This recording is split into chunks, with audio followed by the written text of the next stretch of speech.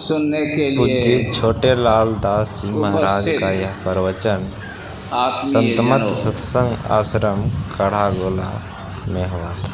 आज इस सत्संग का आयोजन आदरणीय श्री निखिल केडिया जी और श्री गौरव केडिया जी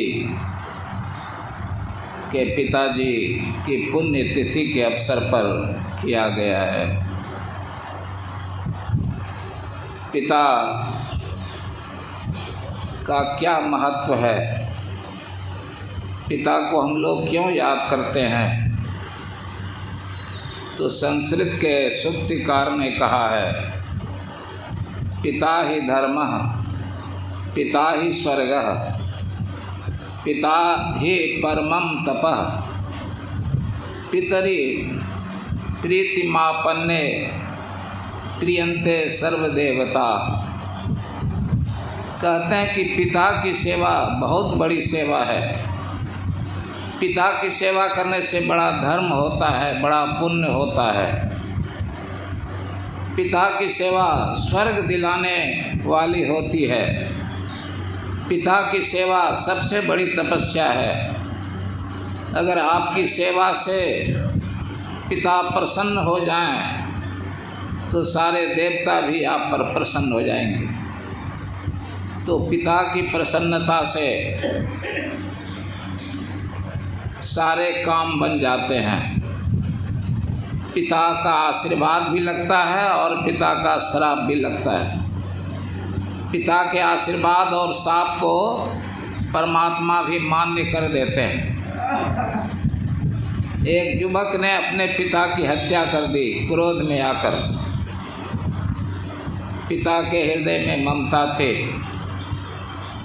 अन्य पुत्रों से कहा कि पुत्रों, इस पर कोई केस मुकदमा नहीं करना, लेकिन यह भी ज़्यादा दिन तक नहीं जीवित रह सकेगा। पिता का श्राद्ध किया पुत्रों ने। उसके बाद वह हत्यारा पुत्र एक दिन फुल पैंट की जेब में पिस्तौल रखकर गंगा नदी पार कर रहा था। दूसरा किनारा आया, नाव पर से कूदा, स्थल पर गोली छूट गई, जान में लग गई, परलोकवासी हो गया। पिता का श्राप लग गया, वह बच नहीं सका। एक लड़की बड़ी नटखट थी, माता को बड़ा तंग किया करते थे। क्रोध में आकर माँ ने कहा, जाओ तुम्हारा विवाह नहीं होगा, जाओ तुम्हें बाल बच्चे नहीं होंगे। श्राप लग गया, जवान हुई, किसी कारण से विवाह नहीं हुआ। विवाह नहीं हुआ तो बाल बच्चे कहाँ से होंगे। तो पिता को पूरी तरह खुश रखने का प्रयास करना चाहिए। माता पिता भी गुरु हैं, प्रथम गुरु हैं माता पिता। रज भी रज का सोई दे दाता। माता पिता धरती के देवता हैं, गुरु भी धरती के देवता हैं। माता पिता गुरु को प्रसन्न रखना चाहिए। जो इन सबको प्रसन्न नहीं रखता है वह जीवन में उन्नति नहीं कर पाता है। मीठे बोल बोलियो उनसे, अहंकार से सब कुछ बिन से। माता पिता से मीठे शब्दों में बात करनी चाहिए, क्रोध में भरकर बात नहीं करनी चाहिए। माता पिता का जितना आदर होगा उतनी आपकी तरक्की होगी। सहजो भाई ने कहा है, गुरु सो कछु न छिपाइए, दुराइए गुरु सो झूठ न बोल, भली बुरी खोटी खरी गुरु आगे सब खोल। गुरु से माता पिता से कुछ भी छिपाना नहीं चाहिए। जो भी घटना घटे जीवन में सब माता पिता गुरु के सामने खोल देना चाहिए, दूसरे के सामने नहीं। दूसरे के सामने खोलिएगा तो वह आपको विपत्ति में, कष्ट में डाल देगा। माता पिता गुरु नहीं डालेंगे। हर काम माता पिता से पूछ कर करें, अपने मन से कोई काम न करें, हम पर विपत्ति नहीं आएगी। गुरु को सिर पर राखिए, चलिए आज्ञा माँ, कहे कबीर ता दास को तीन लोक भय नाय। माता पिता गुरु को सिर पर रखिए, उन पर आशा भरोसा रखिए, उनकी शिक्षाओं पर चलिए। अगर उनकी शिक्षाओं पर चलिएगा, तीनों लोकों में आप पर कोई विपत्ति नहीं आएगी, कोई भय नहीं आएगा। हम माता पिता की बात नहीं मानते हैं, मनमाना करते हैं, इसीलिए हम पर विपत्ति आती है। कोई भी नियम तोड़ने से हम पर विपत्ति आती है, चाहे समाज का हो, देश का हो, किसी संस्था का हो, धर्म का हो। नियम को तोड़ते हैं, विपत्ति आ जाती है। देश का नियम है बिना टिकट कटाए ट्रेन पर मत चढ़िए। बिना टिकट कटाए आप ट्रेन पर चढ़े, पकड़े गए, जेल गए। किसी विद्यालय का नियम है, विद्यार्थी परीक्षा में चोरी न करे, चोरी करते हुए पकड़ा गया विद्यार्थी, जेल भेजा गया। समाज का नियम है किसी के घर की कोई चीज़ न चुराएं, चुराते हुए पकड़े गए, घर वाले ने पकड़ा, पुलिस के हवाले कर दिया। तो किसी भी नियम को तोड़ने से हम पर आफत आ जाती। माता पिता बतलाएंगे कि बेटा यह काम नहीं करो, यह करो, यह नहीं करो। बच्चे को ज्ञान नहीं होता है क्या करने से क्या लाभ होगा, क्या करने से घाटा होगा। तो माता पिता सदैव आदरणीय हैं। सर्वतीर्थमयी माता, सर्वदेवमय पिता, मातरम पितरम तस्मात् सर्वयत्नेन पूजयेत्। कहते हैं कि माता तीर्थ स्वरूपा हैं। माता के शरीर में सारे तीर्थ बसते हैं। माता की सेवा करने से, पूजा करने से सारे तीर्थों का परिभ्रमण हो जाता है। पिता में सभी देवता बसते हैं। पिता की सेवा से सब देवताओं की पूजा हो जाती है। इसलिए मन वचन कर्म से माता पिता की सेवा की जानी चाहिए। माता पिता की सेवा से विमुख नहीं होना चाहिए। आदरणीय निखिल केरिया जी की माता जी जीवित हैं, उनकी सेवा करें। माँ पिता सेवा से खुश होकर आशीर्वाद दे दें तो वह आशीर्वाद फलीभूत हो जाएगा। गुरुदेव ने भी एक बार कहा था मेरे सामने कि मेरे पिताजी ने कहा था तुम राजा बनोगे। तो देखिए राजा क्या, महाराजा बन गए। लाखों हृदयों पर उन्होंने शासन किया। पिता का आशीर्वाद कभी व्यर्थ नहीं जाता है। मातरम पितरम चैव यस्तु कुर्यात् प्रदक्षिणम प्रदक्षिणे कृता तेन सप्तद्वीपा वसुंधरा। कहते हैं माता पिता की जो परिक्रमा करता है, प्रदक्षिणा करता है, समझिए उसने 7 द्वीपों वाली पृथ्वी की परिक्रमा कर ली। पृथ्वी की परिक्रमा करने की जरूरत नहीं है। माता पिता की परिक्रमा कर लें, सारी पृथ्वी की परिक्रमा हो जाएगी। भगवान शिव और पार्वती के पुत्र थे कार्तिक जी, गणेश जी। एक दिन दोनों के मन में चंचलता आई, दोनों झगड़ने लगे कि पहले मेरा विवाह कीजिए, पहले मेरा विवाह कीजिए। माँ बाप के सामने झगड़ने लगे। तो माँ बाप ने कहा कि जो पहले पृथ्वी की परिक्रमा करके मेरे पास आ जाएगा उसी का विवाह पहले करूँगा। दोनों चल पड़े परिक्रमा करने के लिए। कार्तिक जी का वाहन था मयूर। मयूर पर चढ़कर चले परिक्रमा करने के लिए। मयूर धरती पर भी चलता है, थोड़ी ऊंचाई पर उड़ता भी है। गणेश जी का वाहन था चूहा। चूहा तेज नहीं चलता है, फिर भी गणेश जी बैठे चूहे पर चलने लगे। रास्ते में नारद जी मिल गए। नारद जी ने कहा, गणेश जी कहाँ जा रहे हैं आप? सारी स्थिति बतलाई। नारद जी ने कहा कि आप तो पहले नहीं आ सकिएगा परिक्रमा करके, कार्तिक जी का तो पहले विवाह हो जाएगा। कहा कि कोई उपाय बताइए देवर्षि। कहा कि आप लौट जाइए माँ बाप के पास, माँ बाप को सिंहासन पर बिठा दीजिए, फूल चढ़ाइए, धूप दिखाइए, अर्घ दीजिए, आरती उतारिए, चारों तरफ परिक्रमा कीजिए, माँ बाप की परिक्रमा कीजिए 2-4 बार, फिर सामने खड़े हो जाइए हाथ जोड़कर। कहिए कि माताजी पिताजी मैं पृथ्वी की परिक्रमा करके चला आया। वे लोग कहेंगे कि अभी तो तुम यहीं हो, तुरंत परिक्रमा करके कैसे आ गए?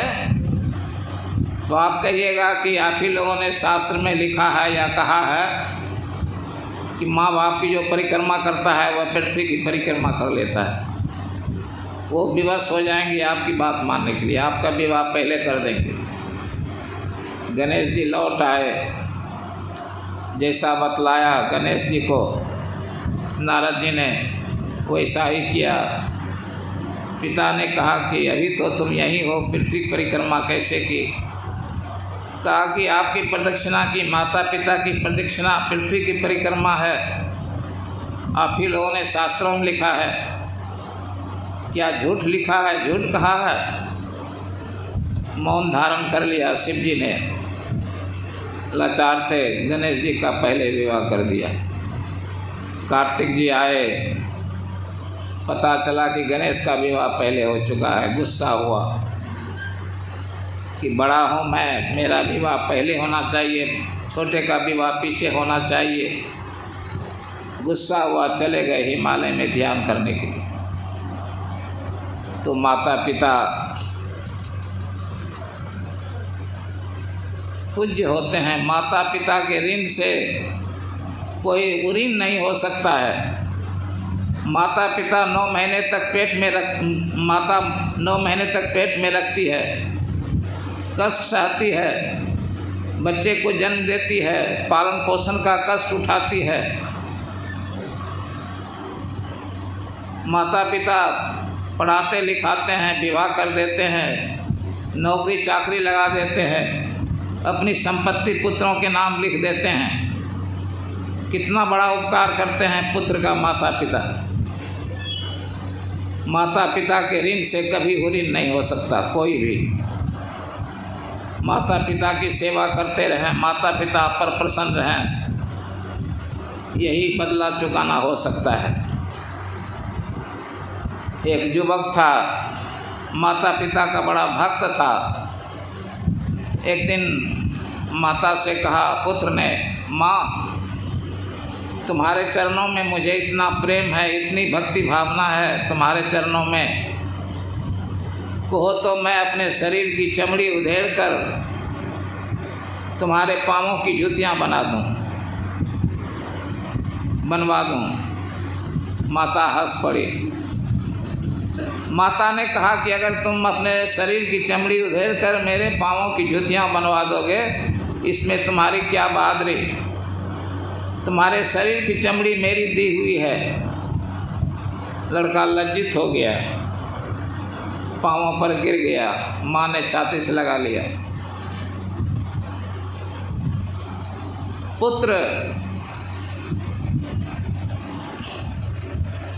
माँ बाप की संपत्ति होता है। कोई करोड़पति है, एक भी बाल बच्चा नहीं है, वह गरीब है, उसको कभी चैन नहीं मिल सकता। कोई गरीब है, 2-4 बाल बच्चे हैं, वह अमीर है, वह बच्चों को देखकर जीता है। बच्चे बुढ़ापे के सहारे बनते हैं, बच्चे से वंश चलता है। जिसको बच्चा नहीं है वह रोता है मरने के समय भी, मेरा वंश अब ख़त्म होने जा रहा है, मेरी संपत्ति का अधिकारी कौन बनेगा। मरने के समय भी चिंता होती है। तो केडिया जी के पिताजी बड़े सौभाग्यशाली थे। 2 यशस्वी तेजस्वी पुत्रों को जन्म देकर गए। माता के ये दोनों आधार हैं। और विवाह करने पर संतान नहीं हो तो विवाह करना बेकार हो जाता है। आम का पौधा लगाएं, आम और उसमें आम नहीं फले समय पर, तो आम का वृक्ष लगाना बेकार हो जाता है। विवाह करें, बाल बच्चे ना हों तो जीवन बेकार है। नरस्य पुत्रहीनस्य नास्ति वै जन्मतः फलम, अपुत्रस्य गृहं शून्यम हृदयं दुखितं सदा। जिसको पुत्र नहीं है उसका वैवाहिक जीवन सफल नहीं माना जा सकता। पुत्रहीन का आंगन सूना रहता है और पुत्रहीन का हृदय हमेशा दुखी रहता है, संसार सूना लगता है। तो इनके पिताजी पुत्र पैदा करके गए, वैवाहिक जीवन सफल रहा। और मुझे लगता है कि वे सत्संगी भी होंगे, मुझे मालूम नहीं है। आध्यात्मिक जीवन भी जीते होंगे, सत्संग ध्यान करते होंगे, तो वे लगभग जीवन सफल करके गए।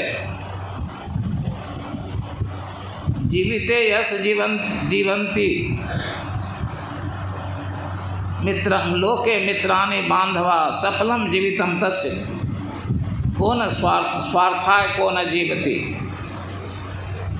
कहते हैं जिस आदमी के जीने से 10 परिवार के लोग जिए, सगे संबंधी जिए, मित्र, अभ्यागत, अतिथि,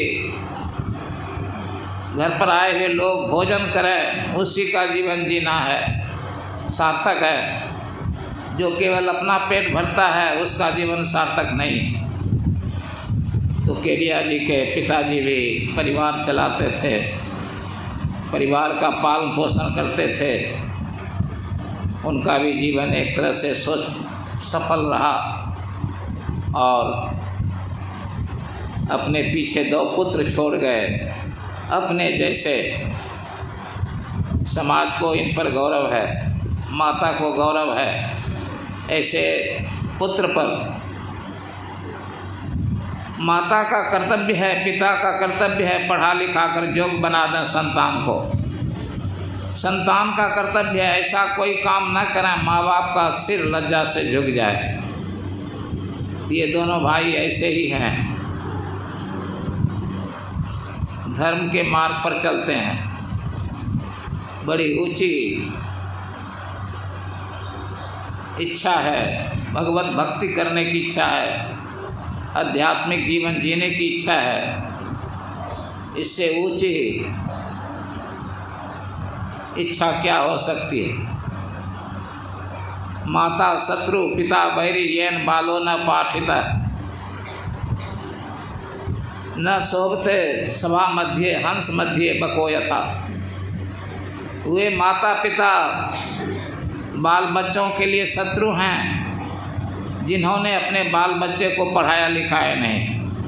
मूर्ख पुत्र माता पिता को ही दुख देता है और मूर्ख पुत्र सभा में उसी प्रकार शोभा नहीं पाता है जिस तरह हंसों के बीच बगुला शोभा नहीं पाता है। तो ये दोनों भाई पिता के द्वारा पढ़ाए लिखाए गए, ऊंची डिग्री प्राप्त की है और अभी स्वावलंबी जीवन भी जी रहे हैं, किसी के आगे हाथ नहीं पसारते हैं। गुरु महाराज ने कहा जीवन बिताओ स्वावलंबी भरम भाड़े फोड़ी कर।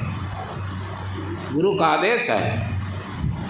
स्वावलंबी जीवन जियो। और बड़े नम्र भी हैं। जो नम्र बन जाता है समाज में उसकी प्रतिष्ठा होती है, ईश्वर उस पर खुश रहते हैं, गुरु खुश रहते हैं। जो ये अहंकारी हो जाता है वह नीचे गिरता है। अहंकारी से कोई खुश नहीं रहता है, उसकी कोई इच्छा पूरी नहीं होती।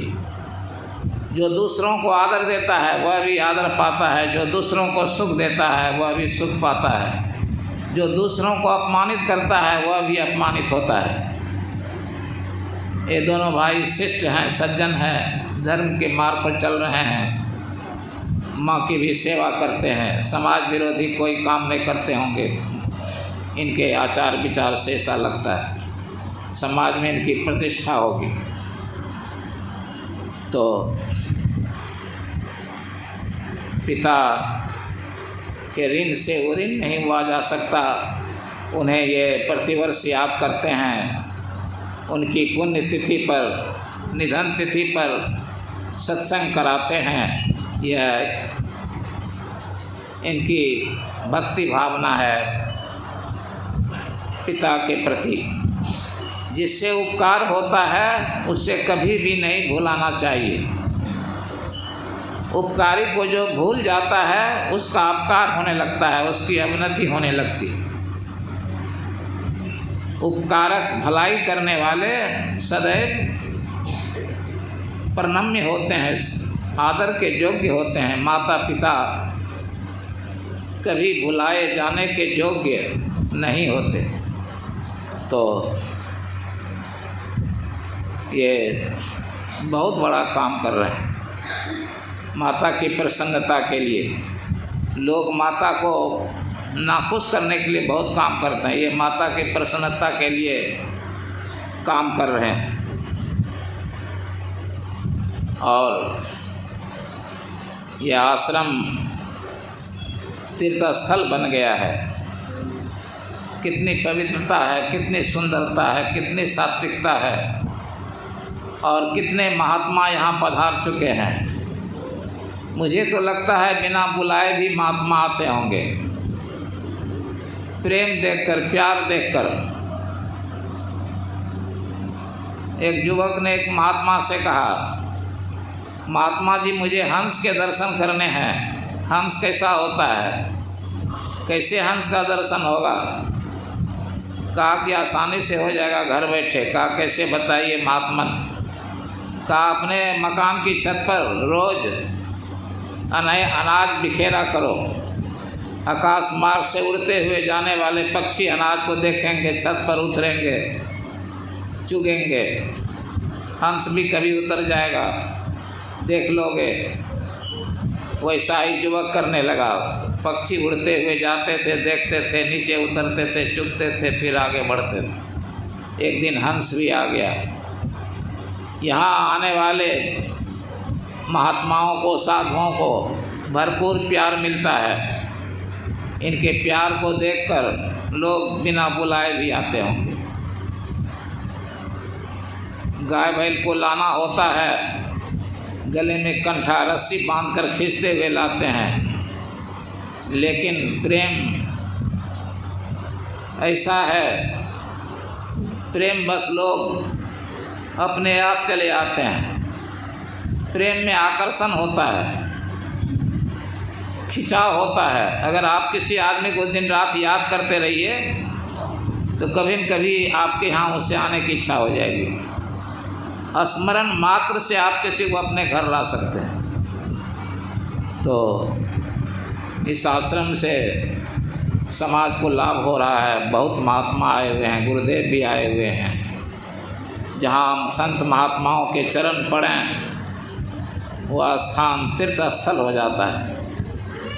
और यहाँ के व्यवस्थापक हैं किरण बाबू, ये भी बड़े नम्र हैं और अपनी ज्ञान किरण से समाज के लोगों को लाभान्वित कर रहे हैं। और हर आदमी को संस्था के लिए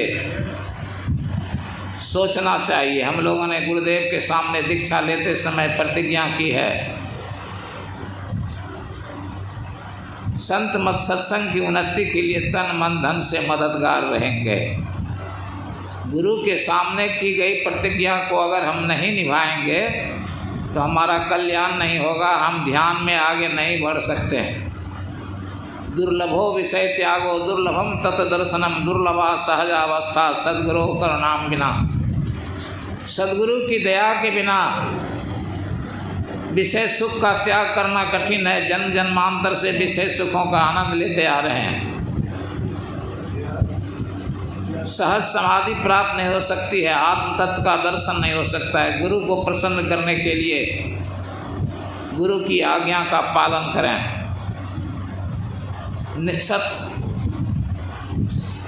सत्संग रोज करें, ध्यान रोज करें, पंच पापों से रोज बच कर रहें। सत्संग नित और ध्यान नित रहिए, कर संलग्न हो बेविचार चोरी नशा हिंसा झूठ तजना चाहिए।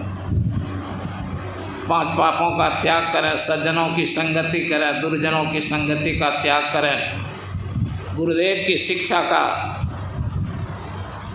यह सार है।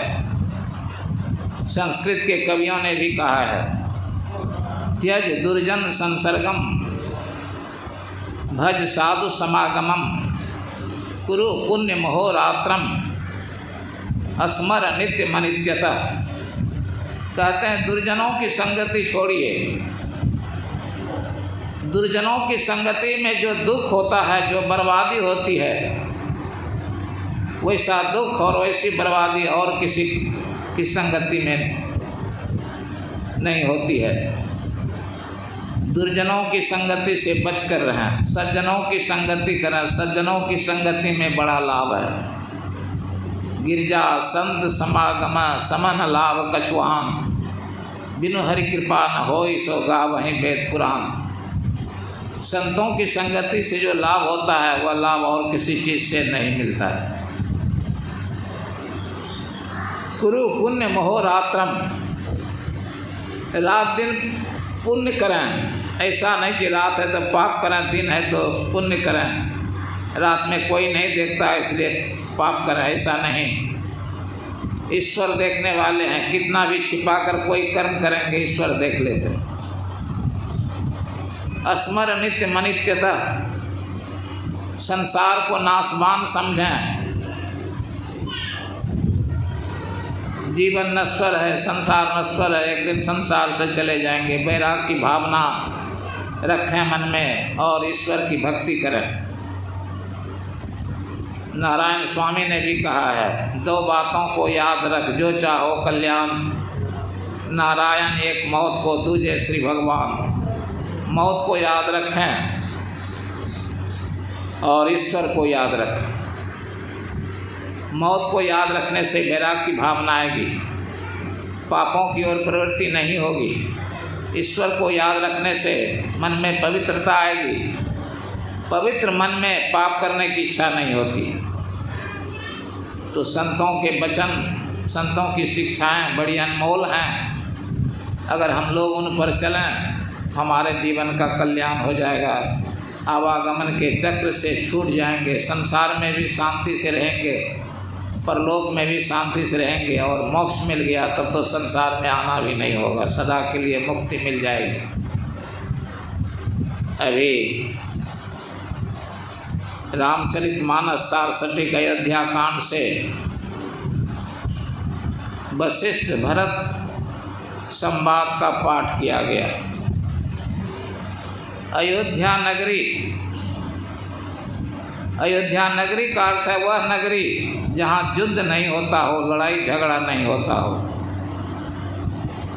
कहिएगा कि फैजाबाद ज़िले में जो अयोध्या है वहाँ तो लड़ाई झगड़े भी होते हैं, फिर अयोध्या क्यों नाम रखा गया? असली अयोध्या परमात्मा का पद है। परमात्मा के पद में कोई हलचल नहीं, कोई लड़ाई झगड़ा नहीं, शांति ही शांति, शांति ही शांति। श्री राम का मूल निवास वही परम पद है, वही अयोध्या है। यहाँ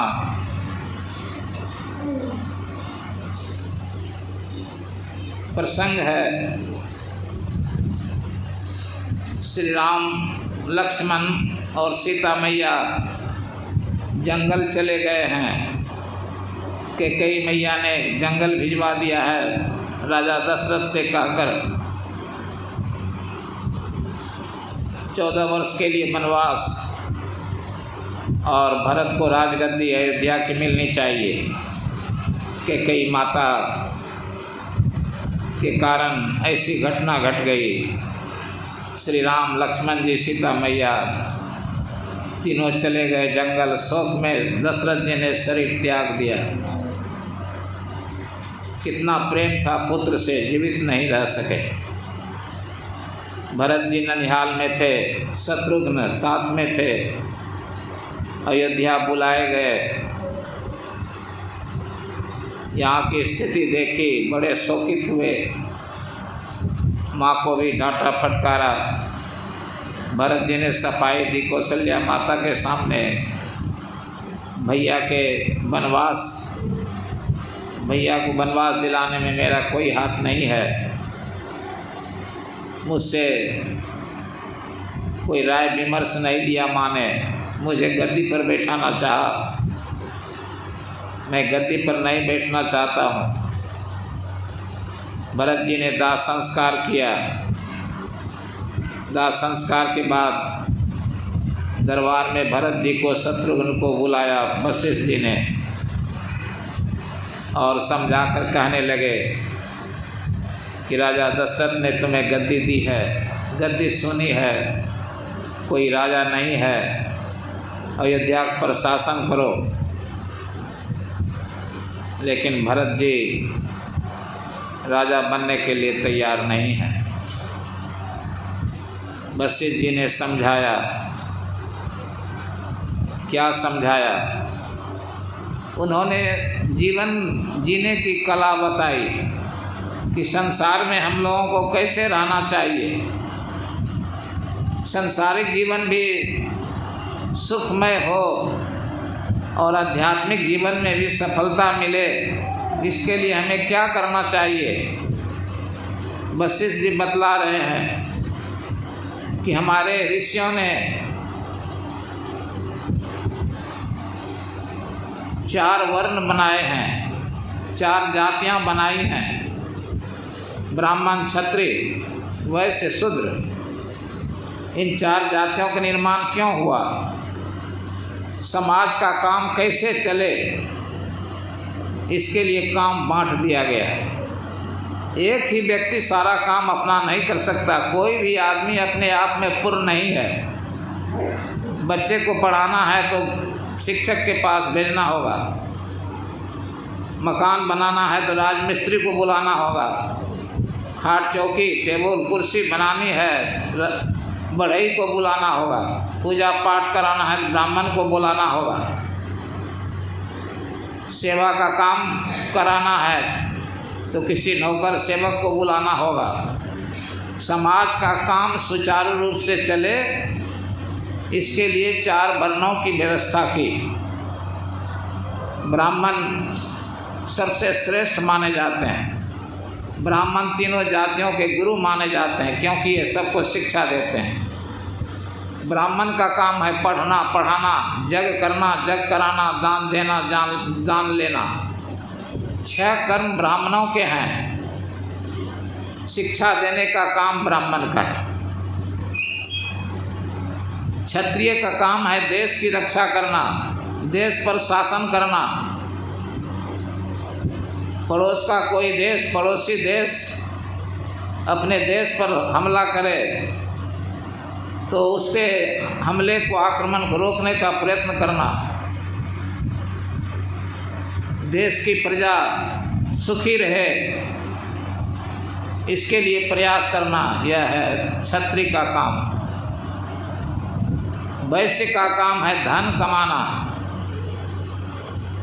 खेती करना, पशुपालन करना, व्यापार करना, ये वैश्य के कर्म हैं। धन कमाने का काम सिर्फ वैश्य के पास है। कई और लोग धन नहीं कमा सकते हैं तो आज से 40-50 साल पहले नाई से बाल बनवाते थे हम लोग, पैसा नहीं देते थे। फसल में फसल होने पर अनाज देते थे, ब्राह्मणों से पूजा कराते थे, फसल देते थे, धोबी से कपड़ा धुलवाते थे, पैसा नहीं देते थे, फसल होने पर फसल देते थे। आज वह व्यवस्था खत्म हो गई है। आज किसी भी जाति के लोग कोई भी काम कर रहे हैं, व्यवस्था ही खत्म हो गई। पहले इस तरह की व्यवस्था थी। पहले कुछ बेचने के लिए लोग आते थे तो अनाज देकर खरीदते थे, पैसा देकर नहीं खरीदते थे। तो वैश्य का काम था धन कमाना, खेती करके, पशुपालन करके, व्यापार करके, वाणिज्य करके। और शूद्र का काम था ब्राह्मण, क्षत्रिय, वैश्य तीनों की सेवा करना। यह सब व्यवस्था खत्म हो गई। अभी भी जो दूसरे की सेवा करते हैं उसको शूद्र समझिए, जो नौकरी करते हैं उसको शूद्र समझिए, जो खेती करते हैं उसको वैश्य समझिए, जो व्यापार करते हैं उसको वैश्य समझिए। तो 4 जातियों का निर्माण इसीलिए किया था, समाज में समाज का काम ठीक ठीक चले। एक ही आदमी सब काम करने में कुशल नहीं हो सकता है।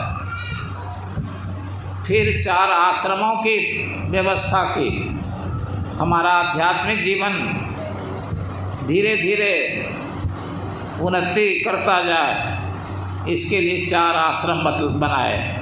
ब्रह्मचर्य आश्रम, गृहस्थ आश्रम, वानप्रस्थ आश्रम, संन्यास आश्रम। 100 वर्ष की आयु मानी गई, 25-25 वर्ष का आश्रम माना गया। 25 वर्ष तक विद्या अध्ययन कीजिए, ब्रह्मचर्य रहकर विद्या अध्ययन कीजिए। 25 के बाद 50 साल तक गृहस्थ आश्रम में रहिए, संतान पैदा कीजिए, घर गृहस्थी चलाइए। 50 के बाद 75 तक वानप्रस्थ आश्रम अपनाइए, जंगल चले जाइए पत्नी के साथ या बिना पत्नी के भी।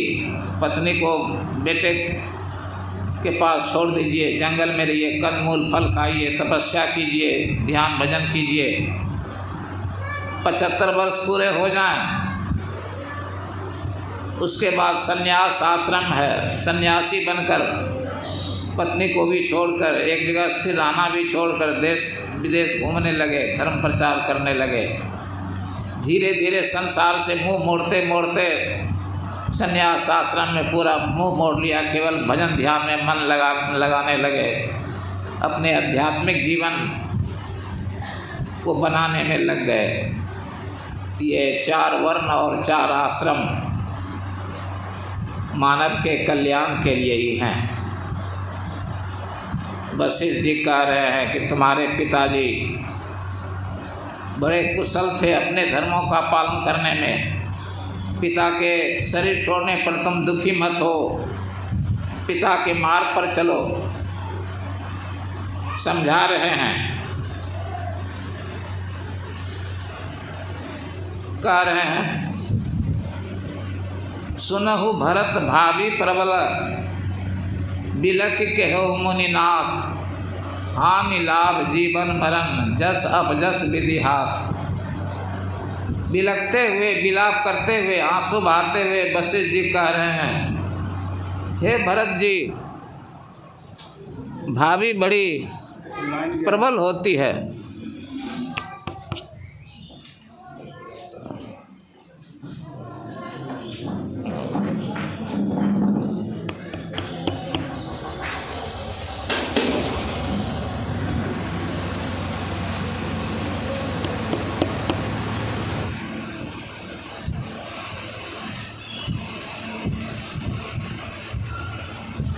चलो बोलिए श्री सद्गुरु। वशिष्ठ जी कह रहे हैं, हे भरत जी, होनी भाभी बड़ी प्रबल होती है, उसे कोई रोक नहीं सकता है। दशरथ जी का निधन हो गया, श्री राम जंगल चले गए, यह सब निश्चित थी होनी, इसको कोई रोक नहीं सकता है। लाभ हानि, जीवन में लाभ भी होता है, हानि भी होती है। लोग जन्म भी लेते हैं, मरते भी हैं, जस अवजस भी मिलते हैं। कहते हैं ये अपने बस की बात नहीं है, होने के अंतर्गत ये सब बातें होती रहती हैं, आप चिंता मत कीजिए। राजा दशरथ की अच्छी गति होगी, उनके लिए आप चिंता नहीं कीजिए। सोचनीय मतलब शोक करने के योग्य, निंदा करने के योग्य, चिंता करने के योग्य। कहते हैं कि शोक करने के योग्य, निंदा करने के योग्य कौन कौन हैं, बतला रहे हैं। सोचिए विप्र जो वेद भी होना, तजी निज धर्म विषय ले लीना। कहते हैं जो ब्राह्मण कुल में जन्मे हुए हैं लेकिन वेद पढ़ना नहीं जानते हैं, वेद का ज्ञान नहीं रखते हैं, धर्मशास्त्रों का ज्ञान नहीं रखते हैं, जो पवित्र जीवन नहीं जीते हैं, तपस्या नहीं करते हैं, संसारिक सुखों में लिप्त रहते हैं, वह ब्राह्मण सोचने के योग्य है। मतलब ऐसे ब्राह्मण का समाज में, ऐसे ब्राह्मण की निंदा होगी, ऐसे ब्राह्मण समाज में प्रतिष्ठा नहीं पाएंगे, क्योंकि वे समाज को शिक्षा नहीं दे सकेंगे। वेद पढ़ने से धर्म का ज्ञान होता है, वेद पढ़ना अवश्य है, स्वयं पढ़ना चाहिए और समाज के लोगों को भी सिखाना चाहिए।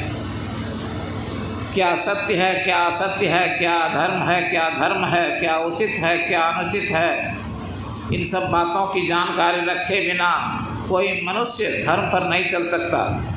कभी वह अधर्म करेगा, कभी धर्म करेगा, कभी उचित काम करेगा, कभी अनुचित काम करेगा। धर्म करने से कल्याण होगा, धर्म करने से हमारी बुराई होगी, भलाई नहीं होगी। तो ब्राह्मण का काम जो है, कोई ब्राह्मण नहीं करे, ब्राह्मण कुल में जन्म लेकर उसकी प्रतिष्ठा नहीं होगी, समाज में उसकी कुछ नहीं होगी, उसकी निंदा होगी, मरने पर भी अच्छी गति नहीं होगी, क्योंकि उसने अपनी जाति के धर्मों को ठीक ठीक निभाया नहीं। क्षत्रिय के लिए कह रहते हैं, सोचिए निरपति जो नीति ने जाना, जही न प्रजा प्रिय प्राण समाना। कहते हैं वह क्षत्रिय भी सोचने के योग्य है, जो नीति नहीं जानता है, राजनीति नहीं जानता है, राज्य किस तरह चलाना चाहिए, शासन किस तरह चलाना चाहिए, जिसे प्रजा प्राणों के समान प्यारी नहीं है, उस राजा की भी अच्छी गति नहीं होगी। वैसे महाभारत में लिखा हुआ है, हर राजा को नरक जाना पड़ता है, हर राजा से कुछ अच्छा भी काम बनता है, कुछ बुरा भी काम बनता है। राजा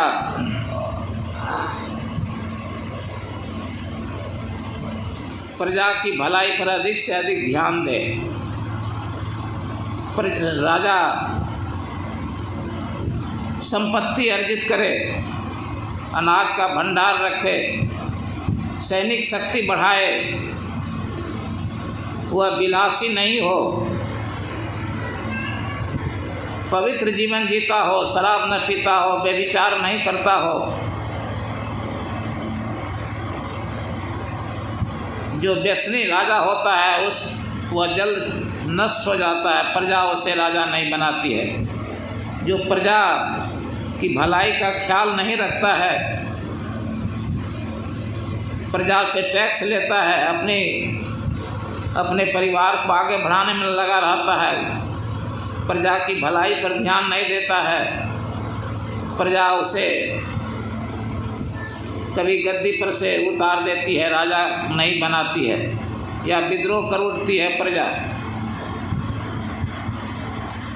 तो प्रजा की भलाई के लिए, देश की रक्षा के लिए हमेशा राजा को तत्पर रहना चाहिए। धर्म नीति, राजनीति का ज्ञान होना चाहिए, राज्य कैसे चलाना चाहिए, प्रजा को कैसे खुश रखना चाहिए, कम से कम टैक्स लें प्रजा से, कम दुख पहुँचाएँ, अधिक से अधिक प्रजा की भलाई का ख्याल रखें। ऐसा राजा प्रशंसनीय होता है। भगवान श्री राम कैसे राजा थे। गद्दी पर बैठे एक धोबी ने सीता मैया की निंदा कर दी। उसकी पत्नी सास से कहे बिना दूसरे के घर चली गई थी। कुछ घंटे के बाद आई, धोबी ने पत्नी को पीटा, कहा कहाँ चली गई थी इतनी देर तक, किसी को बिना बताए, तुम पर कैसे विश्वास किया जा सकता है। इसी दरमियान सीता मैया की निंदा कर दी कि मैं वह भगवान राम नहीं हूँ जिनकी सीता 10 महीने तक रावण के संरक्षण में रही, फिर भी राम ने सीता पर विश्वास कर लिया। यद्यपि सीता मैया पवित्र थीं, उनका सतीत्व भंग नहीं किया गया था, उनकी अग्नि परीक्षा भी हुई थी, अग्नि परीक्षा में सफल हुई थी, फिर भी धोबी ने निंदा कर दी। गुप्तचर ने जाकर भगवान को कह दिया। भगवान ने सोचा जब तक सीता मेरे साथ रहेगी प्रजा निंदा करती रहेगी। सीता मैया का त्याग कर दिया, जंगल भेज दिया, निर्वासित कर दिया। क्या आज का राजा ऐसा कर सकता है? अपनी पत्नी, प्यारी पत्नी का त्याग कर सकता है? प्रजा को खुश रखने के लिए आज संभव नहीं है। आज के राजा अपने परिवार को बढ़ाने में लगे रहते हैं, संपत्ति बढ़ाने में लगे रहते हैं, प्रजा उधर गरीबी का जीवन जी रही है, इसकी चिंता राजा को, शासक को नहीं होती।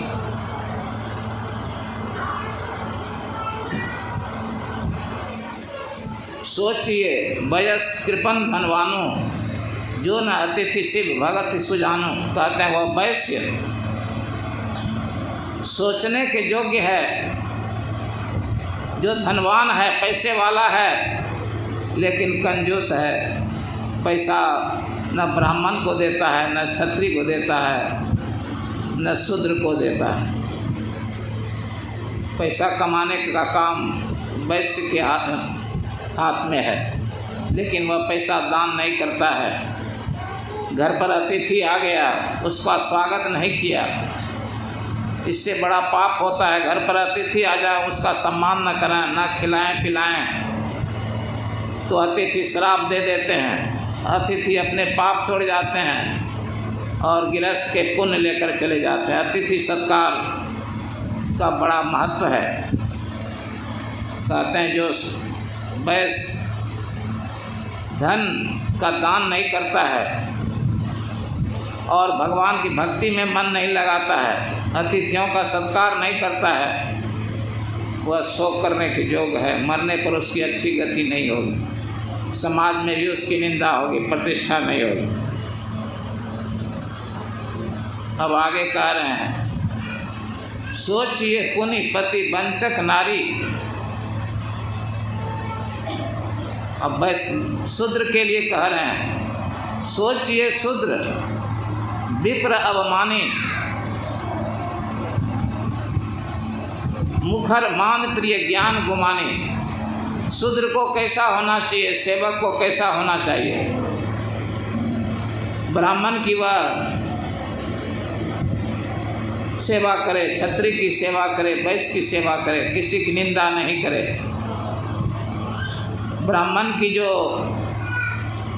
ब्राह्मण का जो अपमान करता है, ब्राह्मण के श्राप से वह नष्ट हो जाता है। विप्र अवमानी, जो शूद्र ब्राह्मण का अपमान करता है, उसकी अच्छी गति नहीं होगी। मुखर, बहुत बोलता है, बोलने में बहुत तेज, उल्टा सीधा बोलता है सबके सामने। बड़े के सामने कम बोलना चाहिए, ब्राह्मण क्षत्रिय वैश्य के सामने शूद्र को कम बोलना चाहिए। शिष्टाचार के साथ रहना चाहिए, बड़े के सामने ज़्यादा न हंसना चाहिए, न बोलना चाहिए, न किसी प्रकार की धृष्टता करनी चाहिए। मुखर, खूब बोलता है बड़े के सामने, यह अनुचित व्यवहार है। मान प्रिय, आदर चाहता है, ब्राह्मण आदर दें, क्षत्रिय आदर दें, वैश्य आदर दें। आदर की इच्छा नहीं रखनी चाहिए। आदर की इच्छा छोड़कर ब्राह्मण क्षत्रिय वैश्य की सेवा करनी चाहिए। अत्याचार सहकर भी गुरुजनों का सम्मान करना चाहिए। ज्ञान गुमाने, थोड़ा ज्ञान हो गया, शूद्र को अपने को बहुत बड़ा मानने लगा, अपने से बड़ों का अनादर करने लगा, यह सब गलत बात है। शूद्र को छोटा बन के रहना चाहिए, नम्र बन के रहना चाहिए, ज़्यादा नहीं बोलना चाहिए, बड़ों से आदर नहीं खोजना चाहिए।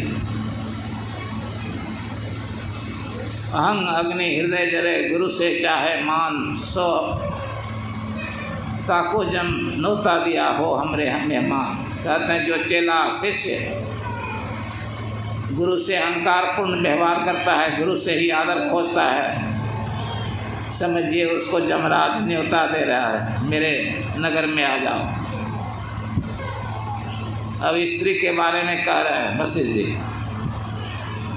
सोचिए पुनि पतिवंचक नारी,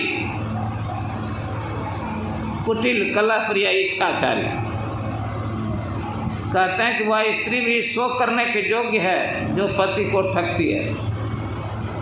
कहिएगा कि पति को कैसे ठगा जाता है? पति को कई तरह से ठग सकते हैं। पति के साथ झूठ बोलना भी पति का मिजाज गर्म करना है। आप किसी के साथ बार बार झूठ बोलिए, उसको पता लग जाए कि झूठ बोलता है या झूठ बोलती है, तो उसका माथा खराब हो जाता है। झूठ बोलने से प्रेम टूट जाता है।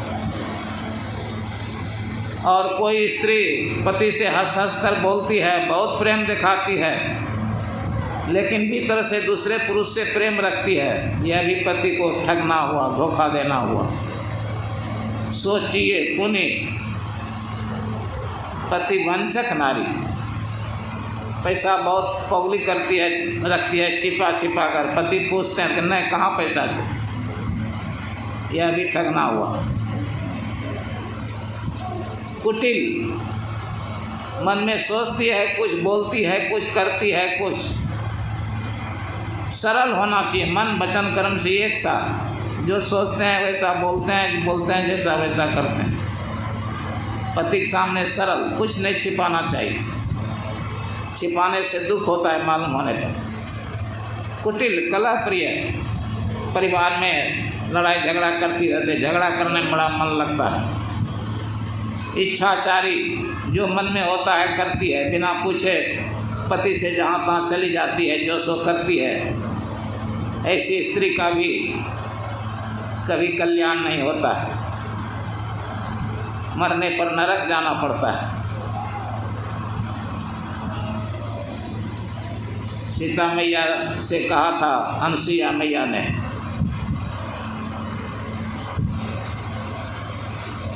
कि जो स्त्री जीवन भर पति के प्रतिकूल चलती है वह मरती है, फिर स्त्री का शरीर मिलता है, जवान होती है, विवाह होता है, पति मर जाता है। इस जीवन में जो स्त्री पति के खिलाफ चलती रहेगी, उस जन्म में उसका विवाह होगा, लेकिन पति मर जाएगा। पति प्रतिकूल जन्म जहाँ जाई, विधवा होई पाई तरनाई। जवानी में विधवा हो जाना बहुत दुख की बात है। कहिएगा कि इस बात में सच्चाई है कि अनुसुईया मैया ने इसे कह दिया। अनुसुईया मैया बड़ी पतिव्रता नारी थी, वह झूठ नहीं बोल सकती हैं। इसमें सच्चाई है।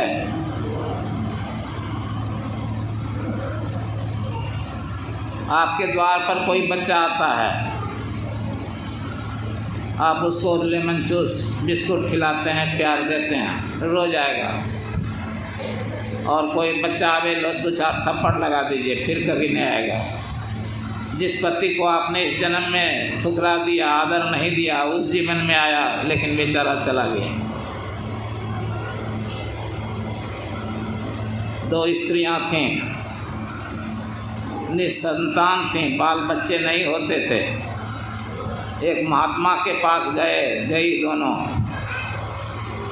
महात्मा जी से कुछ कहना चाह रही थी। महात्मा जी ने कहा कि जरा बैठो, हम अंदर से आ रहे हैं।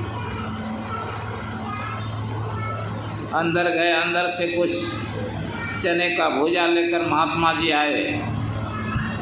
दोनों के आंचल में थोड़ा थोड़ा चने का भूजा दे दिया। कहा जाओ वहाँ 2 वृक्ष हैं, एक एक वृक्ष के नीचे बैठो और भुजा खा लो, मुंह धो लो, तब मेरे पास आना, क्या कहना चाहती है। दोनों ने भुजा लिया, एक एक वृक्ष के नीचे बैठकर खाने लगी। उसी समय गरीब गुरुए के बच्चे, संथाली बच्चे, मुसर के बच्चे आ गए। दोनों महिलाओं को घेर लिया और उनकी ओर देखने लगे टुकुर टुकुर कि हमको भी थोड़ा भुजा देती खाता। एक महिला को दया आई, थोड़ा थोड़ा भुजा बच्चों को दे दिया। एक महिला ने कहा तो रहे देवो भुजा, हमारा बाबा प्रसाद देने हमें कहे तो रहे देवो, भागे जाएंगे नहीं यार। बच्चा सब भगा दल के। अब बाबा यहाँ कोठरी से देखे रहे खिड़की से, कौन कई बच्चा के साथ व्यवहार करे छे। जब खैलो हो गए, मुँह धोलो हल तो बाबा बोले कह दोनों को ऐसे बाबा मंच पर बैठलो रहे। दोनों अले कहल बोलो की कहे छो तो दोनों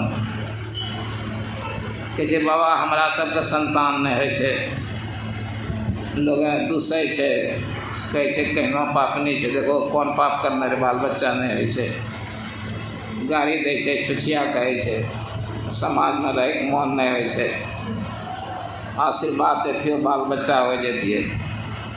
बाबा कहल कि है ये महिला के होते बाल बच्चा तोरा नहीं होता।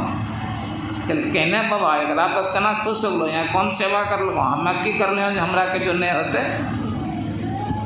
कहल कि तो दोनों गाछी के नीचा में बैठली रहो, बच्चा सब घेरी देखे रहो, टुकुर टुकुर देखे रहो, भुजा मांगे रहो। तो यहाँ महिला तनी तनी भुजा दे दिलके, तो दिलो बच्चा के तो चुप लागल। कहल कि यहाँ बच्चा प्यार दिल के, एकरा कोखिम बच्चा अते तो प्यार नहीं दिलो, तोरा कोखिम बच्चा नहीं था। बेचारी की बोलती है। चलो अगले केकरो अनादर करबो नहीं, वो तोरा पास करो नहीं था कर। समय बहुत हो गया, पाठ लंबा चावल बेसी नहीं बोला सकूँ। बोलिए श्री सदगुरु महाराज की जय। आरती उरती लगाओ, 15 मिनट बाकी दो।